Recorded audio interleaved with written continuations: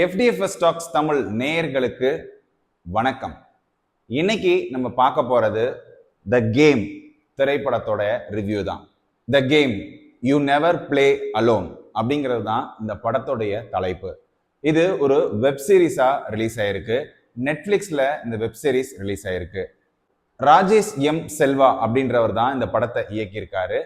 ஸ்ரத்தா ஸ்ரீநாத் இந்த படத்துல நடிச்சிருக்காங்க. முக்கியமா அவங்க தான் இந்த படத்துடைய ஹீரோயின் எல்லாமே சொல்லலாம். அந்த அளவுக்கு அவங்க தன்னுடைய நடிப்பை இந்த படத்துல வெளிப்படுத்தியிருக்காங்க.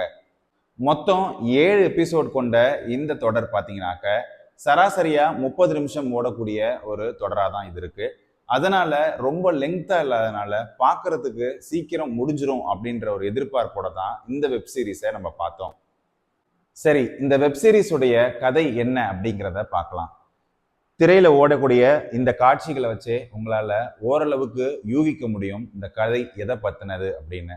இந்த படம் பார்த்தீங்கன்னாக்க முழுக்க முழுக்க கேமிங் பேஸ் பண்ணி தான் இந்த கதை முழுக்க வடிவமைக்கப்பட்டிருக்கு.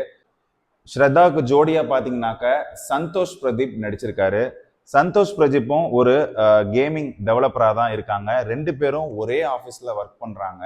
அவங்களுடைய டீம் மெம்பர்ஸ் எல்லாரும் சேர்ந்து ஒரு முக்கியமாக ஒரு பெரிய கேம் ஒன்று கிரியேட் பண்ணுறாங்க, த மாஸ்க் மேன் அப்படின்னு.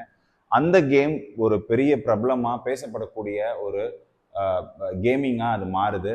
ஸ்ரத்தாவும் இந்த மாதிரி ஒரு பெஸ்ட் கேம் டெவலப்பர் அப்படின்னு ஒரு அவார்ட் வாங்குறாங்க. ஆக்சுவலி இதுதான் இந்த படத்துடைய ஒட்டுமொத்த டேர்னிங் பாயிண்ட்னே சொல்லலாம். படம் ஆரம்பத்தில் கொஞ்சம் மெதுவாக துவங்கினாலும் கூட அந்த ஸ்ரத்தாவுடைய கேம் வந்து மிகப்பெரிய அளவில் பிரபலம் அடைஞ்சு இளைஞர்கள் எல்லாம் அதில் ரொம்பவே அடிக்ட் ஆகிறாங்க. அதில் நிறைய காம்படிஷனுக்கு நடுவில் ஸ்ரத்தா அவங்களுடைய கேமில் வின் பண்ணுறாங்க. அதுக்கு அவங்களுக்கு அவார்ட்ஸ்லாம் கிடைக்குது. அந்த அவார்ட்ஸ் கிடைச்சது பிறகு ஸ்ரத்தா மேலே ஒரு ஃபஸ்ட்டு வந்து ஒரு சைபர் அட்டாக் பண்ணுறாங்க. அதாவது ஸ்ரத்தா வந்து ஒரு தப்பான ஒரு விஷயங்களெல்லாம் சித்தரித்து அவங்கள வந்து ரொம்ப காயப்படுத்துகிறாங்க. அதில் ரொம்பவே டிஸ்டர்ப் ஆகிற அவங்க ஒரு கட்டத்தில் ஃபிசிக்கலாகவும் அவங்கள வந்து அட்டாக் பண்ணுறாங்க. நீங்கள் பார்க்கலாம், இந்த காட்சிகள் வருது. ஃபிசிக்கலாகவும் அட்டாக் பண்ணி அவங்கள வந்து ரொம்ப நிலைக்குலைய வைக்கிறாங்க. ஒரு பெண்ணா சமுதாயத்தில் ஜெயிக்கிறது அப்படிங்கிறது ரொம்பவே சிரமமான ஒரு விஷயம். அந்த சிரமத்தை ஸ்ரத்தா எப்படி எதிர்கொள்கிறாங்க?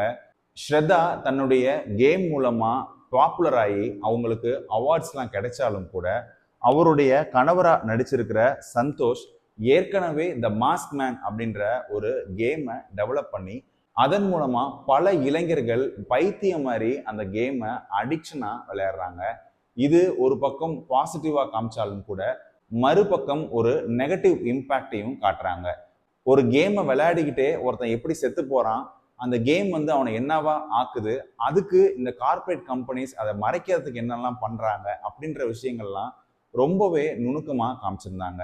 எனக்கு பர்சனலாக இந்த படம் பிடிச்சதுக்கான காரணம் என்ன அப்படின்னாக்க, ஒரு பெண் சமுதாயத்தில் ஜெயிக்கிறதும் தோக்கிறதையும் ரொம்பவே வேடிக்கை பார்த்து சந்தோஷப்படக்கூடிய ஒரு கூட்டத்துக்கு நடுவில் ஸ்ரத்தா இந்த படத்தில் ஒரு கேரக்டராகவே வாழ்ந்திருக்காங்க அப்படின்னு தான் சொல்லணும். ஸ்ரத்தாவுடைய இந்த ரோல் அப்படிங்கிறது ஜெயிக்கணும்னு நினைக்கக்கூடிய பெண்களுக்கு ஒரு ஊந்து சக்தியாக இந்த படம் அமைஞ்சிருக்கும் அப்படின்னு தான் சொல்லணும். இன்னும் சொல்ல போனா இந்த படம் ஸ்ரத்தா மாதிரியான ஜெயிக்கணும் அப்படின்ற ஒரு வெறியோட பயணிக்கக்கூடிய பெண்களுக்கு தான் இந்த படத்தை சமர்ப்பிக்கணும். அவங்களுடைய வெற்றி அப்படிங்கிறது ஒட்டுமொத்த சமுதாயத்துக்கும் கிடைக்கக்கூடிய ஒரு வெற்றி அப்படியா தான் அவங்க பார்க்குறாங்க. ஸோ இந்த படம் ஓவராலாக பார்த்தீங்க அப்படின்னாக்க ஒரு தடவை பார்க்கலாம். ஆனால் அதுக்கு நீங்கள் ரொம்ப பொறுமையாக இந்த படத்தை பார்க்கணும் அப்படிங்கிறது தான் நிதர்சனமான உண்மை. சரி, இந்த படத்துடைய பாசிட்டிவ்ஸ்லாம் என்ன அப்படிங்கிறத பார்க்கலாம்.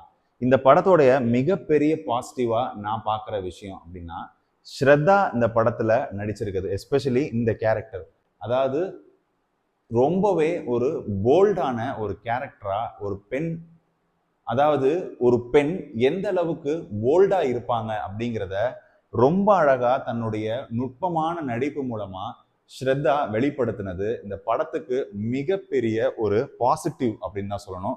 ரெண்டாவது, ஸ்ரத்தாவுடைய இந்த எமோஷன்ஸ் அது எல்லாமே ரொம்பவே தத்ரூபமா கேப்சர் பண்ணியிருக்காங்க. ஒரு பெண் மீது எந்த அளவுக்கு கோபத்தையும் வன்மத்தையும் உமிழ்ந்து கொட்டக்கூடிய இந்த சமுதாயம் நான் அதை வந்து எப்படி பார்க்குறேன், அந்த சிச்சுவேஷன் எல்லாம் அண்டர்கோ பண்ணிட்டு இருக்கும்போது ஒரு செல்ஃபி வீடியோ ஒன்று எடுத்து ரெக்கார்ட் பண்ணி சோஷியல் மீடியாவில் போடுறாங்க. உண்மையிலேயே அது பல பெண்கள் இப்படி தான் நீங்கள் இருக்கணும், அந்த சிச்சுவேஷன்ஸை நீங்கள் ஃபேஸ் பண்ணணும் அப்படின்னு சொல்லாமல் சொல்லியிருக்காங்க ஸ்ரத்தா.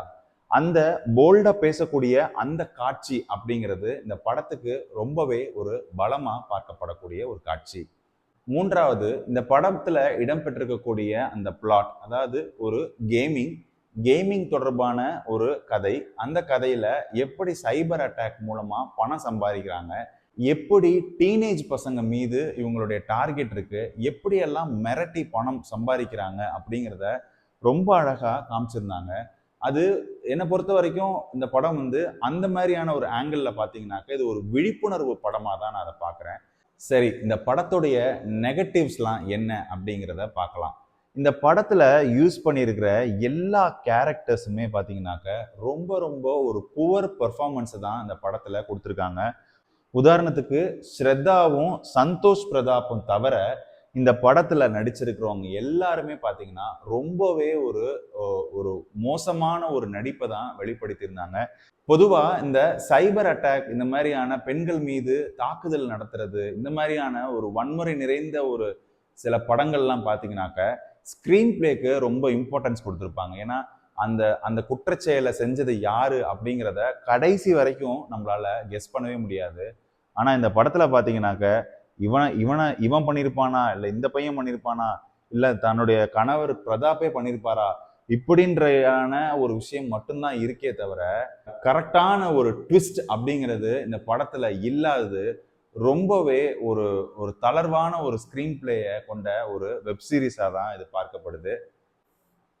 மூன்றாவது, இந்த படத்துல ஒரு காட்சி ஒன்று வருது. அதாவது ஸ்ரத்தாவுடைய தங்கைக்கு ஒருத்தன் வந்து சைபர் த்ரெட் கொடுக்குறான். அந்த சைபர் த்ரெட் மூலியமா அந்த பெண்ணை வந்து எந்த அளவுக்கு மானபங்கம் படுத்தி அந்த பெண்கிட்டேருந்து எப்படியெல்லாம் வந்து பணத்தை பிடுங்கி கடைசியில் அந்த பெண் தற்கொலைக்கு முயன்று அதுக்கப்புறம் போய் அந்த தற்கொலையிலேருந்து காப்பாற்றி அந்த காட்சிகளும் இந்த படத்துல வர இந்த பிளாட்டுக்கும் சுத்தமா தொடர்பே இல்லை. ஏன்னா அந்த ஃபேமிலி என்னவோ தனியா ஒரு பக்கம், ஸ்ரத்தாவோட தங்கச்சி ஃபேமிலியில யாரு என்ன எதுவுமே டீட்டெயில் இல்லை.